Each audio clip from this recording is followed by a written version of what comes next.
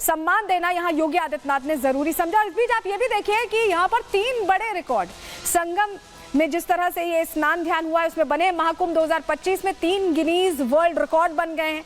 360 कर्मचारियों ने एक साथ गंगा की सफाई की और ये गंगा में उतर कर की है। 360 कर्मचारियों ने पानी की गहराई में जाकर की, अपने आप में बहुत बड़ी बात है। हैंड पेंटिंग में 10,102 लोगों ने भाग लिया। इसके अलावा 19,000 लोगों ने झाड़ू लगाकर पूरे परिसर में, वहां पूरा जो इलाका है उसमें झाड़ू लगाकर रिकॉर्ड बनाया। यानी स्वच्छता को लेकर कितनी ज्यादा प्रतिबद्ध है भारत सरकार, उत्तर प्रदेश सरकार, उसका भी यहाँ परिदृश्य देखने को मिला। और इसको लेकर देखिए 3 बड़े रिकॉर्ड भी बनते दिखाई दिए हैं। तो एक तरह से महाकुंभ ने बता दिया कि सनातन कितना सशक्त हो चुका है और इच्छा शक्ति हो तो ऐसे बड़े आयोजन किए जा सकते हैं। यही वजह है कि महाकुंभ सालों साल सदियों तक याद भी किया जाएगा। और इस महाकुंभ के सनातनी आंकड़े ने यह भी बता दिया है कि कितना भी फेक नैरेटिव फैलाया जाए, जनता सब कुछ जानती भी है, समझती भी है। रिपोर्ट देखिए।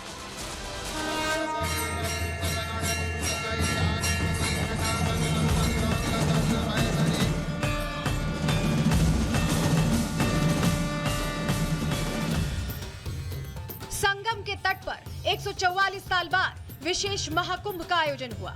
इस आयोजन से सनातन शिखर पर पहुंचा। पीएम मोदी और सीएम योगी की इच्छा शक्ति के दम पर 66 करोड़ हिंदू एक शहर में जुटे, आस्था की डुबकी लगाई और वो कीर्तिमान गढ़ दिया जो इंडी गठबंधन के लिए बड़ा सरदर्द बन गया। किसी भी सनातनी आयोजन में 66 करोड़ हिंदुओं का इकट्ठा होना ये बता रहा है कि पीएम मोदी और सीएम योगी ने इस बार बिना कोई नारा दिए हिंदुओं को एकजुट कर दिया। हिंदुत्व को लेकर बीजेपी की ऐसी प्लानिंग विपक्ष को डरा रही है। धर्म और जाति की राजनीति करने वाली इंडी गठबंधन पूरे 45 दिन कुंभ को लेकर दुष्प्रचार करती रही, हिंदुओं को धर्म पथ से हटाने के लिए फेक नैरेटिव फैलाती रही। लेकिन विपक्ष की सारी कोशिशें ढाक के 3 पात साबित हुई हैं। महाकुंभ में पहुंचा हर हिंदू इस आयोजन से अभिभूत था। कुंभ की सफलता का अंदाजा इस बात से लगाया जा सकता है कि महाकुंभ के बाद पीएम मोदी और सीएम योगी की गारंटी पर देशवासियों को पूरा भरोसा हो चला है। यही वजह है कि हिंदू खुलकर कह रहा है कि जो हिंदुओं की सुनेगा, हिंदू से चुनेगा। बढ़िया रहा, 4 बार आ गया मैं। 4 बार आ चुके हैं। हाँ, क्या कहेंगे व्यवस्थाओं को लेकर? बढ़िया, टन मजा आ गया। हमारा अनुभव बहुत अच्छा रहा। ये साल एकदम जो कुंभ हुआ है ना, वो इतनी पब्लिक आज तक हमने देखी नहीं है। इस प्रोग्राम को सफल बनाया उन्होंने, कोई गंदगी हमको तो ऐसा कुछ दिखा नहीं।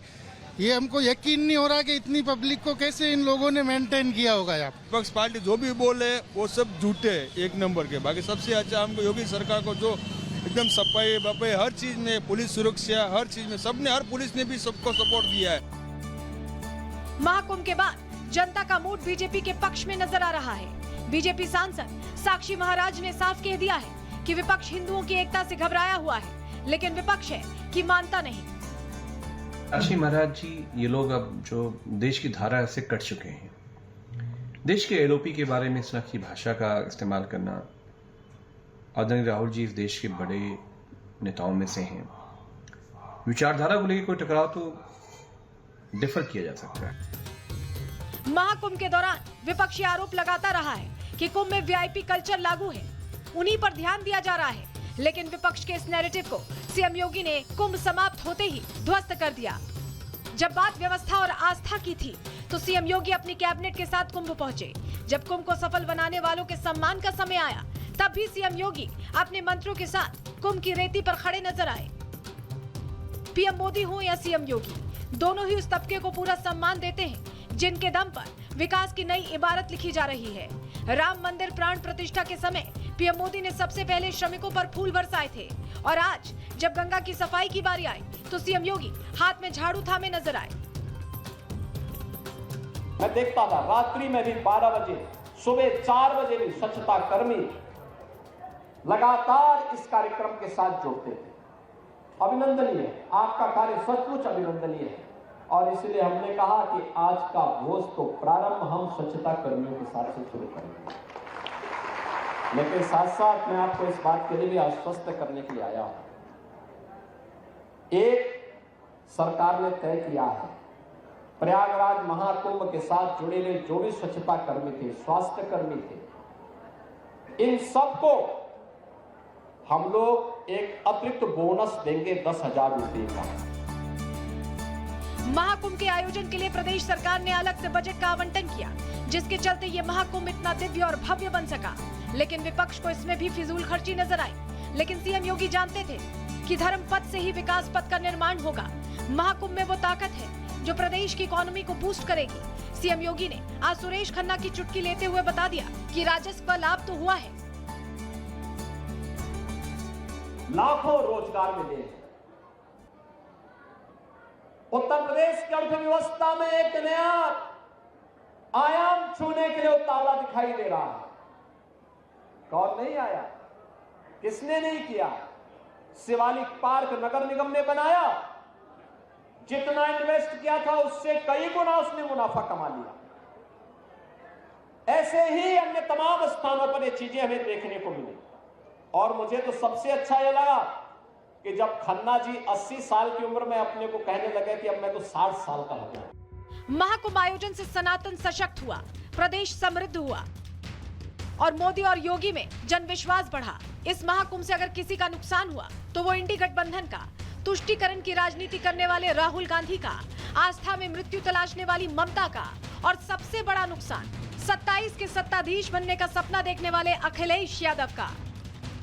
Bureau report, Republic Bharat. तो ये जो सनातनी भीड़ पहुंची है, क्या ये वोट बैंक में तब्दील होगी, ये देखने वाली बात होगी। आगे बढ़ते हैं, अगली खबर का रुख करते हैं और अब बात करने जा रहे हैं संभल की, जहां एक नया विवाद शुरू हुआ, हाईकोर्ट तक पहुंच गया मामला। क्या हुआ है बताने जा रहे हैं आपको।